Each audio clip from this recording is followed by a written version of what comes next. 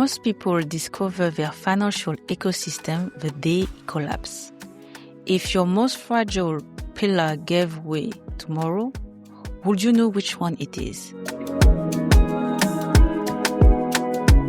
Welcome to a new episode of the podcast, Financial Hardship is Not Only Job Loss. I'm Ingrid Francisque, the voice behind AfroBudgetinGirl. What does budgeting mean to you? Mathematically, it's simple. You look at your income, you list your everyday expenses, and you put something aside for your goal or your traits. You do it weekly, monthly, yearly. It feels like a fairly straightforward routine. And there are the unexpected things, nothing serious. A car repair, a broken phone, and there are the things you spend on because you want to, even if they are not in the plan. A weekend away with friends, a milestone birthday for your mom or dad that deserve to be celebrated. You extend a holiday by a week because you're feeling good, you relaxed. And then there are the big milestones, the ones that come for most of us at some point. Your graduation, your first job, your first holidays with friends, maybe a wedding or even a baby, a home, retirement. For a long time, when people talk about money and budgeting, it's circled around the same elements. And honestly, why would you think about anything else? That's how most of us were taught to think about money, implicitly without anyone ever sitting us down and explaining it. Of course, depending on your experience, your expectation will be different. But life is not just that. And often, it takes years or a few serious setbacks to realize we were not prepared for the next chapter, or that we didn't manage things the way we needed to, or that we did the best we could, and we are still fragile. And why? Because we've been looking at our finances in a silo. The visible and invisible force that shape our financial life and our financial resilience, we do not understand them. We do not know them. And so we have no idea how, in economic or financial terms, they can either lift us up or pull us under. After more than 20 years in finance and tax, and after navigating my own crisis, that became even clearer to me. Financial resilience isn't about bouncing back after a shock. It's about building systems before the shock arrives. It's about reducing your exposure before life tests you. But first, you have to understand where that exposure comes from and where the solution can come from too. And for that, there's something essential to understand. Your finances do not exist in a vacuum. They live inside an ecosystem. What's an ecosystem? It's a set of elements that interact with each other. Change one and all of others shift. That is exactly what your finances are. Within your financial life, I've identified 6 pillars that have a direct impact on your budget. A 6-pillar ecosystem. And most people only think about one: work, salary, income. But there are 5 more. And every single one can be a source of strength or a source of vulnerability. And that is exactly why we are here. Because financial hardship is not only job loss. In my webinar, Budgeting with Purpose, this is something I go into in depth. Because understanding the visible and invisible forces that affect your budget is everything. And I mean both the negative and the positive ones. In this episode, we are going to name them and lay them out clearly. Throughout the podcast, we come back to each one in more detail. I've also written blog article with audio version on the financial ecosystem and its 6 pillars.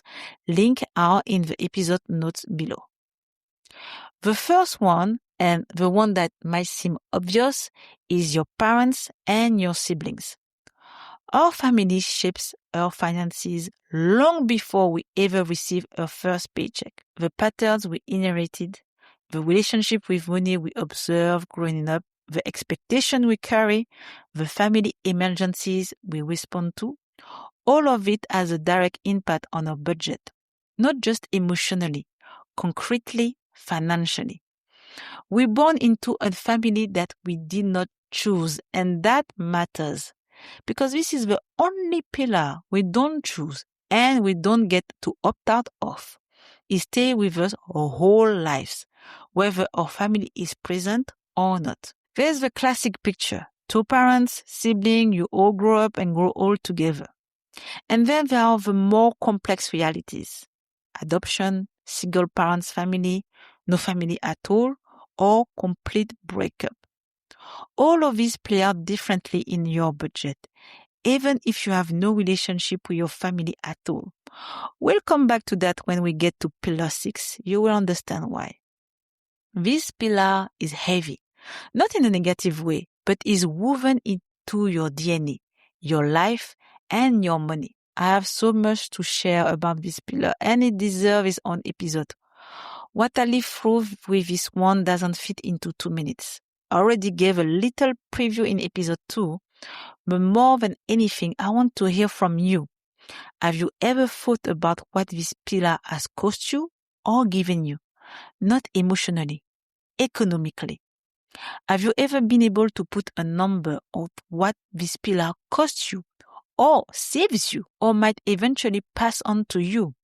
In purely financial terms, do you know what the emotional weight of this pillar costs you or earns you? Can you put an approximative figure on it? And how this pillar shape who you are financially? This is the most immediate pillar. The pillar will live with you or will depend on you day to day. The pillar 2, household and dependents, not connected to pillar 1. And this doesn't include flatmate. Children, a partner, pets, daily expenses, childcare costs, school fees, share projects, everything that affects your monthly cash flow, and everything that shapes your ability to plan ahead. This pillar can shift in ways you do not expect. And it's a fascinating one because the person who lives with you also has their own pillar 1, which can affect your pillar 2, which in turn directly shapes the pillar 1 of your own children. Your upbringing, your habits, whether or not you have the means to do certain things, is all deeply connected. And that's exactly why I always say financial education starts at home. I've actually written a whole article on this, why financial education starts at home, and how to put it into practice in real life. The link is in the episode notes. And if you want to go further with your children to demystify money together, I created the guide, How to Be a Money Smarty. You can download it for free right now. The link is in the episode notes. But the pillar 2, this pillar can build you up or break you down. The person you choose to build a life with or have a child with can be a catalyst or a source of destruction. I will have full episodes and interview on this, and I'm sure you already have stories running through your mind. These pillars deserve its own episode too, and I want to hear from you. Do you have stories to share where this pillar changed everything? Was this pillar something you chose or something that was handed to you? Tell me in the comments. The third pillar is one most people have experienced in one way or another at some point in their lives. Your job. And I'm not just talking about your salary or income. I'm talking about everything your work represents in your financial equation. This includes not just the classic employee on a permanent contract, but also entrepreneurs, freelancers, and anyone with multiple active income streams. Income stability. Is it a permanent role, a fixed-term contract, self-employment? The costs that come with working, commuting, professional clothing, childcare that depends on your office hours, and in the long run, progression opportunities, training, employee benefit, networking, future earning potential. Your work environment can be a pillar of strength or a source of silent vulnerability, especially if you work in an unstable sector, if you're in transition, or if you're carrying the weight of a job that drains you without moving you forward. And now I want to talk about something we often avoid because it's sensitive, because it hurts and because we don't always have the words for it. Let's start with women in general, because the world of work was not designed for us, and the data shows it. First, the salary disparity between men and women. This subject is everywhere, but despite being the talk of the town, we are far from resolving this issue. Then maternity. Getting pregnant, taking maternity leave, returning to work, it leaves marks on your career. Promotion that disappear, responsibility that don't come back, a progression that pauses while others move forward. This is not the exception, it's a structural reality that millions of women live through every single year. Ageism too, from a certain age, and for women, that age arrives earlier than it does for men. We become less visible, less likely to be hired, less likely to be promoted. We're told to keep retraining to stay competitive, but the doors close anyway, and that too has a direct concrete impact on income, on future pension, on financial resilience. And now let's talk about what Black women and women of African descent experience specifically, because we carry it all at once.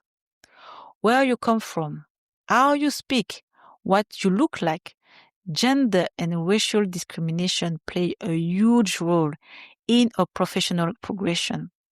This is not an opinion, it's a documented reality lived by millions of women in our community.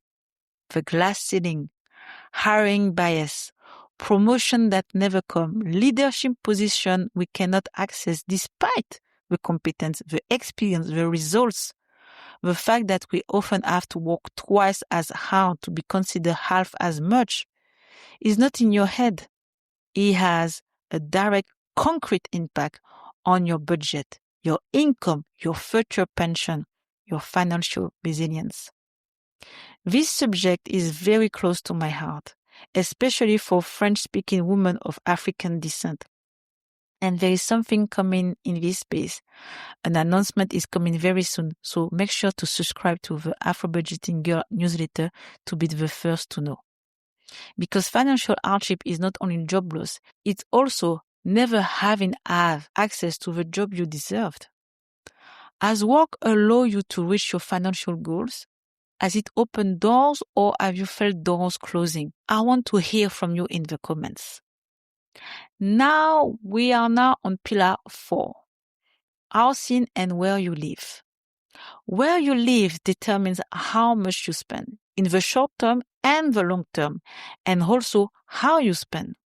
Short term, rent or mortgage repayment, bills, transport, taxes, where you do your food shopping, whether you have access to essential services, pharmacies, doctors, public leisure facilities. Day-to-day life is often the heaviest item in your budget. Long term, the choice of your city, your neighborhood, whether you rent or own, these have financial consequences that play out over decades. Access to services, cost of living, the value of a property if you invested, but also how that area will evolve based on your local or national plans. Staying informed is crucial. Paris is a great example of how a project that looks progressive on paper can end up being a barrier, limiting access to home ownership, restricting transport options, or directing budget away from services that are desperately needed, like nurseries. And for those living abroad or thinking about returning, there's also the question of housing back home. Families still in the country, a house being built, a property being maintained from a distance, these pillars often stretch much further than where you physically live. Owning property was long seen as a sign of pride, but in some countries, the bill can be steep with financial consequences that were not anticipated. Do you own a property? Is investing in real estate that interests you? Does your neighborhood meet your needs? Not just financially, but in terms of peace of mind. Tell me in the comments. This is perhaps the most underestimated pillar. Pillar 5. Social and cultural norms.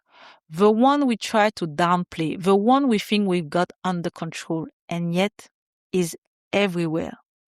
The expectations tied to a certain lifestyle, your friend, your circle, celebrations, wedding, christening, family gatherings, restaurant, and what's expected of you financially. The comparison, conscious or not, with the people around you. The pressure to appear, the pressure to be generous, the pressure to belong. I actually talk about this in my bonus episode Kai Cafe during the World Cup when it comes to style, clothing, and what we spend to show up. And in the long run, the habits this norm create, the way you spend, the way you save, the way you talk about money, or you do not talk about it, are deeply shaped by your culture, your community, your history. This isn't a criticism, it's a reality. And naming it is already a form of power. Does your spending behavior change depending on who you're with? Or are you able to hold the line? Can you tell the people around you when something doesn't work for your budget?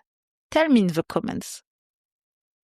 The last pillar, and one of the most complex, the legal and tax framework of the country or countries you live in, and also any country where you have assets or legal ties. Taxes, legal obligation, social protection, the pension system, the rights you have access to or you do not. All of these vary enormously depending on where you live, where you are national, where you are a citizen, where you have assets, and sometimes all at once. As a tax professional, I can speak to this directly. Pension right you may never recover, tax obligation across multiple countries, social contribution you pay without even being sure you benefit from them, but also legal or financial obligation linked to the other pillars we've just talked about. Understanding this pillar doesn't mean becoming a tax law expert, not at all. It means knowing what you are entitled to and what you're exposed to. This pillar is unfortunately underused. The admin is heavy and ignoring it can generate serious legal costs. But it can also be a critical advantage when it comes to protection, life insurance, tax credit, access to home ownership, access to legal aid, restructuring debt so you don't end up blacklisted by the bank. The problem is that the information is not always accessible or easy to understand. And that's exactly what we are here to demystify at AfroBudgetinGirl. To put it simply, this pillar can be your shield or your blind spot. And unfortunately, in our community, it's often the blind spot. Have you ever had to navigate the system of a country, whether for taxes, pension, or a legal situation tied to your family or a property abroad? Share in the comments. Before we get into what's happened when the pillars collapse, there is something that runs through all 6 of them that we never name enough. Your village, the community, the people around you who contribute to your financial life without ever appearing in your budget. The grandmother who looks after the children for free, the sister who puts you up when you move to a new city, the friend you pass on the right contact at the right moment, the trusted neighbor who picks up the kids from school when you have a late meeting, the cousin who helps you move on a Saturday with no invoice. That support has a real economic value, concrete, even if no one ever puts a number on it. And that is exactly the problem. We do not see it. We do not measure it. And so we do not protect it. Because when that village disappeared, for distance, migration, a falling out, or simply exhaustion, you realize what it actually costs to replace it. The nanny at $1,000 per month, the cleaner, the plumber, the removal company, the tutors, the services the village provided for free. That now come with a price tag. And that price hits your budget all at once. But the village is not just about savings. It is about peace of mind, about support, about momentum. A village that works lifts you up. Whether you have children or not, whether you have a partner or you are on your own, whether you are growing or rebuilding. A healthy village is one that gives you energy rather than draining it, one that supports you without judging you, one that helps you move forward, not one that reminds you of where you are supposed to be. And this is where I want to be direct with you. Because in your community, the village is consistently undervalued in both directions. We underestimate what it gives us economically. We never put a figure on what that invisible network actually represents in our daily life and on financial resilience. And at the same time, we sometimes carry a village that does not lift us up. A village that takes more than it gives, that creates pressure, guilt, unspoken obligation. And when that happens, it no longer belongs to the social fabric. It shifts into Pillar 5 territory. It becomes a social norm that costs. So the question is not just, do you have a village? The real question is, does your village lift you up or does it weigh you down? Do you have a village around you? Does it truly support you or does it cost you more than it gives? Have you ever tried to put a number on what that invisible network saves you each month? I want to hear from you in the comments. These 6 pillars are not abstract concepts. They are concrete reality. You live inside every single month. They represent invisible and visible forces that either protect you, propel you forward, or sink you financially. And it is what's crucial to understand. A crisis almost never touches just one pillar. It hits several at the same time. And that's when it becomes generally hard to manage. Your partner asks for a divorce. No marriage contract, no bills in your name, no personal savings. You have to start again from scratch, despite having worked for years. Pillar 2, your household, and Pillar 6, the legal framework. You took out a loan to go on holiday, but you're already at debt. The rates are high, you earn well, and yet the interest alone is 1/10 of your salary. You need help. Pillar 6 for debt restructuring. You love your job, but you don't go for the international training programs because you're worried about not speaking English well enough. You block in your own progression. Pillar 3, work. And sometimes Pillar 5, social norm. If family or social pressure is stopping you from imagining yourself elsewhere. You bought a flat in an area where the city has no plan to extend public transport. You didn't check the urban development plans. Now you have to invest in a car. The flat was cheaper, but those savings have been swallowed by transport costs you never anticipated. Pillar 4, housing and environment. You have no relationship with your mother, but the French law requires you to pay elderly support in circumstances you never imagined will apply to you. Pillar 1, parents, and Pillar 6, legal framework. You rent a flat from a friend with no contract. You trust them. It's not only illegal, but the landlord demands they leave. And there's more that has reached your belongings. You lose everything. Pillar 2, your family. Pillar 4, your environment and housing. And now Pillar 6, legal resources. Financial resilience means knowing which of your pillars are solid and which are fragile before the crisis arrives. And there's one thing I'm not listing as a pillar here, because for me it's not a pillar. It's a foundation. It's your health. Before you look at everything we discussed today, what is the risk your health poses to your budget? And how much are you investing in your health in order to succeed financially? We take this for granted so easily, but I really want you to sit with that question. And especially you ladies, woman health. The health that lets you wake up in the morning, function through a full day, be present for the people you love. Is there a price to put on that foundation? Health is wealth. I say it every time when I communicate with my WhatsApp community. is not just a slogan, it's the heart of everything we're building here. I have a dedicated chapter on health and women's health in my 200-question practical guide. I invite you to download it on the website AfroBudgetinGirl.com. The link is in the episode notes. I'm going to ask you 4 questions. Take your time with each one of them. First question, which of your pillars is the most fragile right now? Not the most visible, the most fragile. The one that if something changed tomorrow would put the most pressure on your budget and your life.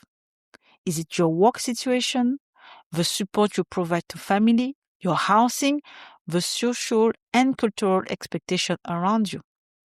And there is no wrong answer. Recognizing fragility is already an act of strength. Second question, which of your pillar is the most solid? Because we talk so often about what's broken, but there's also strength.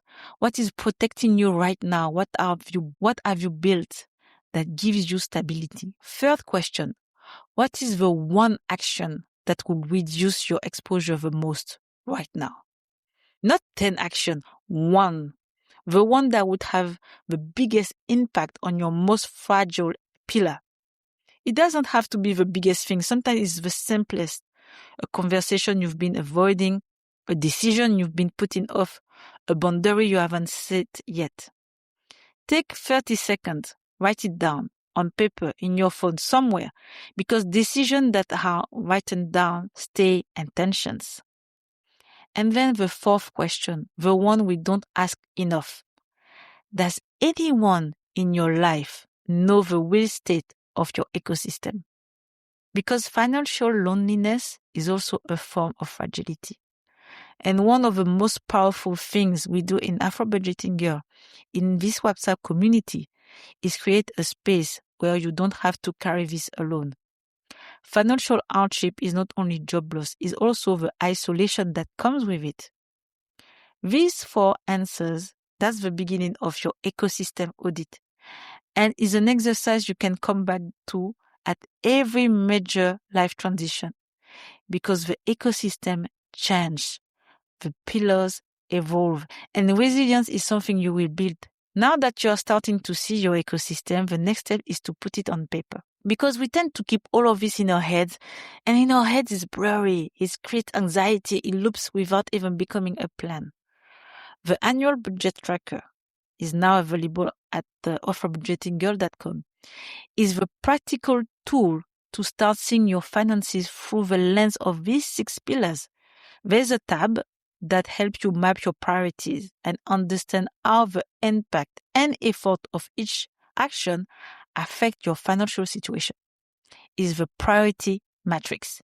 It lets you list and sort what's urgent, what's important, and what can wait.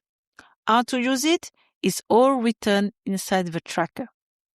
And the 200-question practical guide will give you more clarity, help you see things more clearly, ask yourself the right questions, shine a light on certain blind spots to unlock your financial freedom.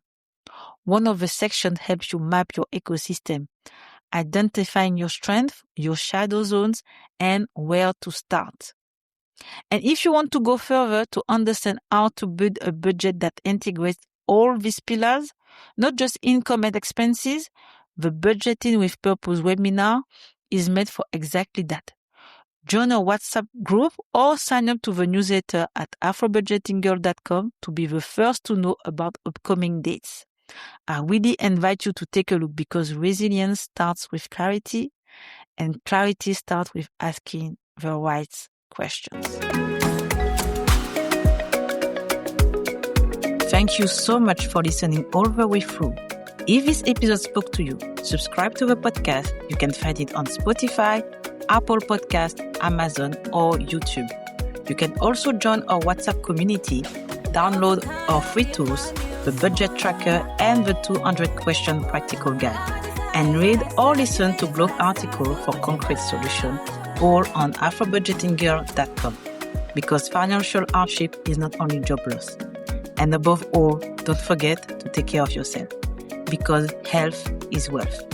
I'm Ingrid Francisque, the voice behind AfroBudgetinGirl, and I see you in the next episode.